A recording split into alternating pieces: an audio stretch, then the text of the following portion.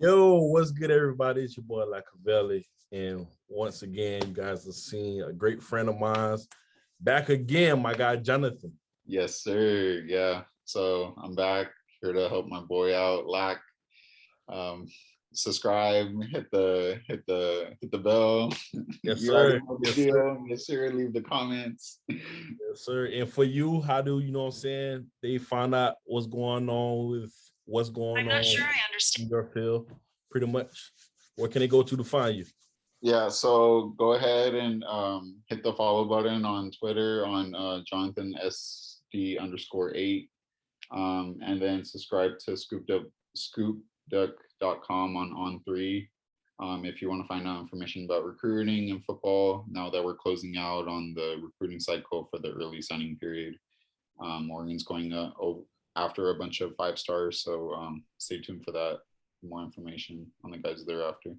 So you guys tune into that. Just remember, my page on YouTube is just fan base and fictional. It's just my takes on it. You know what I'm saying? If you want the real deal, Jonathan's your guy. You know what I'm saying? But yeah, this episode here, right here, man. Um, there's nothing but the truth. We're gonna give you guys some insight, especially if you're a player, you watching this. I do have a few guys that's in high school that watch my stuff and they be hitting me like, yo, can you give me the Oregon? Nah, I'm not the guy for it. I know guys on the team, but I'm not the guy for it. I don't know crystal ball. I can't help you with that. But we're gonna go ahead and jump into it, man. Sounds good. First thing first for you on the personal aspect that people see on my channel before. What made you get into recruiting? So what made me get into recruiting was I started following Oregon recruiting since like the 2010 class. I think that was the first class. And then or if not, it might have been the 2011 class with DeAnthony Thomas and all those guys, and just how like Oregon was able to get them to commit. I was just like super excited being a little 11, 12-year old, 13-year-old, whatever. I was like, oh man, Oregon's gonna get these guys. Like I just saw the ratings on ESPN, how they were like number 4 receiver, and DeAnthony Thomas, of course, being the number 1 athlete and being a top 10 player across the nation. I was like, oh man, I'm so excited to see him. And then I just started watching film on these players, and it just all went from there. And I've loved it, and I still do. That's real. That's real. Me personally, I'll probably say around the same time I got into it too. Probably just from playing football growing up, so I know it from being a player and going through that aspect of life. But on the flip side, now like I really love recruiting just because not only I was in those shoes before and going on visits, and it's just more so of we're gonna get into it later. I'm asking later, but it's just dope. Yeah. See guys like go through the grind, you know what I'm saying? Yeah. And I don't know how I could put it, you know what I'm saying? But I'm just moving forward. That's like James Winston moment right there. Which said, one though? You got too many. Yeah. What Winston said, he was like, my trainer once said, what did he say? Well, yeah, one. You said work hard. Yeah, it's been a long day, man. But one take, you know what I'm saying, when we're like editing stuff out, that's gonna stay in. But let's stay in next. Do you ever truly see an Oregon land in number 1 recruiting class? Unfortunately, no.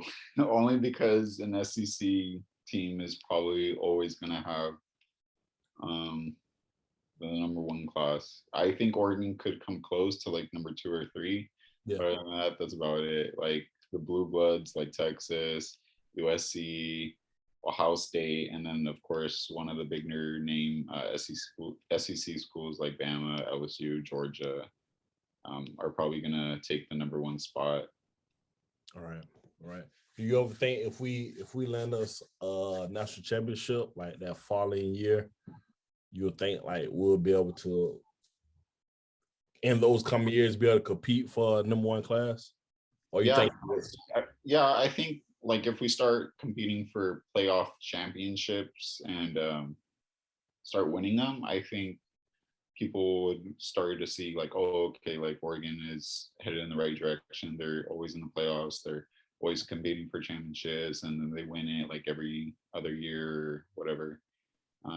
Just like Clemson, like for example, how they were ranked like 10 to 25 in the recruiting classes, and then they started going up, and then they started winning, and then started getting these top 5 classes put in. Right. Okay. So who's over ScoopDucks? Is it Justin Hopkins? Yeah, so Justin runs the site. Okay. So my next question is it was like a tweet yesterday, a day before that. I seen a kid was like, "Hey coach, like I'm this and this, I'm from this and that. Check out my like film." And on my head, I'm like, damn, I don't think he know that he's not a coach. You know what I'm saying? Yeah, so trust me, it happens to me a lot. yeah, so that's what I was saying earlier. My next question would be, what's 3 tips that you can give like a kid's parent or kids that's trying to get recruited who's not a 5-star yet, or like an underclassman getting into the world where he's getting more playtime? Yeah. Like what's 3 things that can help them out of like getting recruited? So of course, take care of your off the field stuff. So don't be a knucklehead on the streets. Academics, and then on the field wise, just go to the camps. Always compete, play hard. Make sure they have a strong work ethic, because people are going to notice when you're like the little things, not running onto the field, like walking over there. Just make sure to do your best, honestly. It's probably the 3 tips. Just go to camps, compete, and then just put up your best highlight films. You have to put like an 8-minute crazy visuals. Like you got to do all that. You know what I'm saying? Yeah, It's straight to like, good plays. Put the good plays at the front, pretty much. Yeah, the good plays. Yeah, because nowadays, boy, these kids making highlights is like movies. Yeah, and unfortunately, the part of the truth is you got to have the measurables for it. Like, you can't be a 5'8" receiver and make college. Most of the time, if it doesn't work out, you got to have like freaky athleticism if you're going to be like 5'8". But that's just the name of the game. Yeah. Do you think like more so like going to camps help you get like the 4 and 5th stars? I don't think so. You just got to put up good numbers, like your 40 time, make sure that you're within your range of your position group, or your 10-yard shuttle if you're a lineman. And then just make sure you perform well in your drills, to be honest. Okay. So next question, I'm gonna read off some of these guys just because we're sitting at 22 right now. Who are your 3 players that you feel that will have meaningful minutes next year out of this 2022 class? I'm just reading them off real quick. Kelvin Banks, McMillan, you got Tucker, Jackson, Luley, Isaiah. That's the speedy receiver, right? Santiago, yeah. Santiago, TJ Dudley, Florence, Baylor, Nicholas Anderson, Trajan Williams out of Oregon, Helton, Taggart, Roberts, Winston, Lewis, Williams, Hullaby, Dollar, Johnson, Wooten, and Sir Mills. Like out of those 3, who you think, like just off those 22, and got other guys that come in too. Yeah. Just off those guys alone, who you think 3 can make like a smaller splash impact? So Kelvin Banks is the obvious one, so I won't say that one. Yeah. T-Mac is probably the next one that I list. I think Florence can make an impact. Man, those Lincoln boys are good. Tucker and Florence, especially with the way Florence is playing right now. Yeah. We go playing in all 3 facets of the game. If you like huddle film, go watch them. And then probably the 3rd one, I would say probably Trajan Williams. Okay. So with another strong class coming in next year, last two class strong. Mhm. Quarterback position, Oregon is friendly on taking transfer quarterbacks. Yeah. You see us taking another transfer quarterback or any other position? So Oregon has 22 spots. They can sign 26 in this class with the back counter from last year that they were saving for JTT, but they didn't use. So now they're rolling it to this year, and then now they have 4 spots remaining instead of 3 with a 25 count.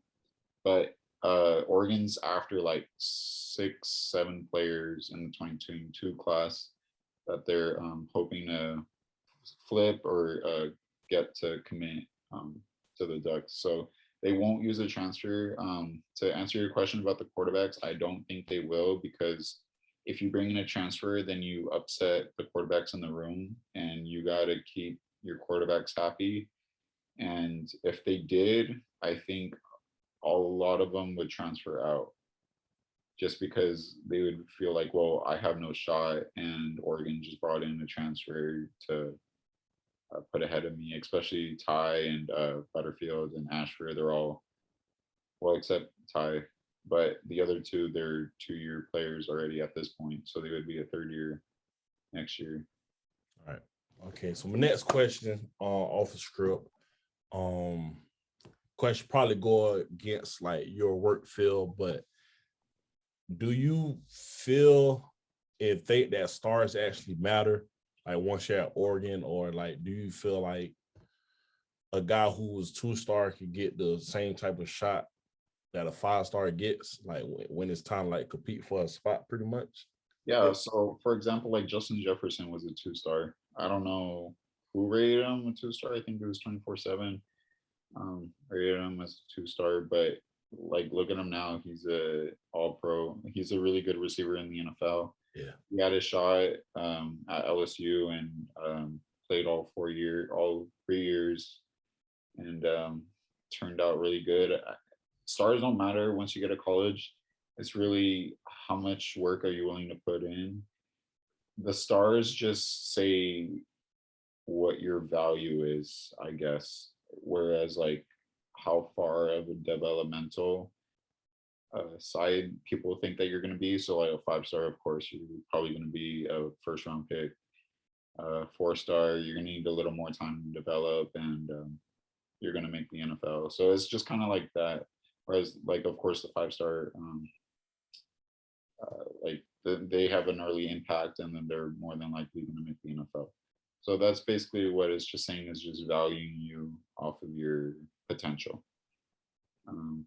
But yeah, every prospect has a chance in college. They just got to put in the work. They got to study the playbook. They got to go to class, lift, and just study. Yeah, that's true. So with who we got left? JJ3, Verdell, Die, more some of the guys that have been around in the program compared to like these new guys that's just getting one foot in. Like who are like a few guys that you're excited to see, being that these guys are on their way out and these guys play under other coaches, and now we're almost to that point where it's all crystal ball recruits. Like who are you most excited to see? The one name that comes to mind that hasn't played much is Dante Thornton. People have seen him a little bit, but I'm really excited for him, especially his frame and his speed. He runs like a smaller receiver, like a 5'10", 5'11" receiver, but he runs a really good 40 time. He's 6'4", I think 190 pounds. He's just got to put on like 10 more pounds, a little more weight on him, but that's no big deal. But I'm really excited for him. And on the defensive side, I think I want to say Justin Flo, but just because he's been injured. But I think Damon David is one that I'm excited to see in the coming years at Oregon. Yeah, I think for me, on the defense side is LeDuc. Just watching his film, like just from high school, is like I was about to say him. Yeah, it excited me, like Yeah. just how like you seen flows, you know what I'm saying? But a lot of people just how on flow, you know what I'm saying? I try not to get caught in just the politics and just the big names. And on the offense side, I would probably say Benson. Mhm. And another question for you would be like I have two friends that's alumni that play on the team and they're two eras. One played in Mariota and one played in Herbert. And I won't say their names, but we was in the spaces on Twitter and they was just pretty much talking about when you brought up Thornton, it was a good thing because we talked about where like Thornton's a tall guy. We got like taller receivers now. Yeah. And a jump ball play has never been in Oregon arsenal like that as a design play. Like you think as we move into crystal ball, like him 2-3 years inside just all his recruits, do you see us seeing stuff like that where we're throwing jump balls and actually playing to these guys' strength as they come into Oregon? Yeah, because for example, like T-Mac's a deep threat receiver and he can get up and get after it. If you haven't seen his highlights, that's what he does. Like he can get up and go get it. That's because of his athleticism and in basketball and volleyball that he's able to do that. So I think Oregon would be able to throw more jump passes and allow their bigger receivers to make plays in the end zone when they need it. Agreed. So let's just like chop it up about last week game. I know we got a W in the day. In the day with football it's hard to get a W, and a lot of people don't understand just because that's why upsets happen. That's why you play the game to play. And nobody just goes out there on side like, yeah, we finna let this team upset us. We're number 2 in the country. Like being Iowa just got upset. So a lot of people don't understand. Like a lot of people see that we're getting struggling. It's understandable because at one point I found myself mad at the coaches and players. And I took a step back, like, nah, like it's more to it. So pretty much how do you feel about that game and just moving forward with UCLA coming up as well too? But we'll just like pretty much talk about that Cal game a little bit, like how you felt about it. Yeah, so they definitely looked rusty, like with Johnny Johnson. He just made that like horrible block in the first quarter. That's not typical of him. He was just really excited to get out there again and go hit someone that wasn't his teammate. So that was a mistake. But I think it was like rust. I was upset with the offense, just that they've been kind of struggling.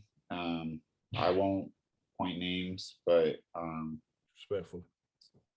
I mean, you see it. You don't even have to like say like, oh, it's his fault. It's his fault. Like they're just struggling as a unit, and there's not one person that you can like point. It's them collectively that they're struggling.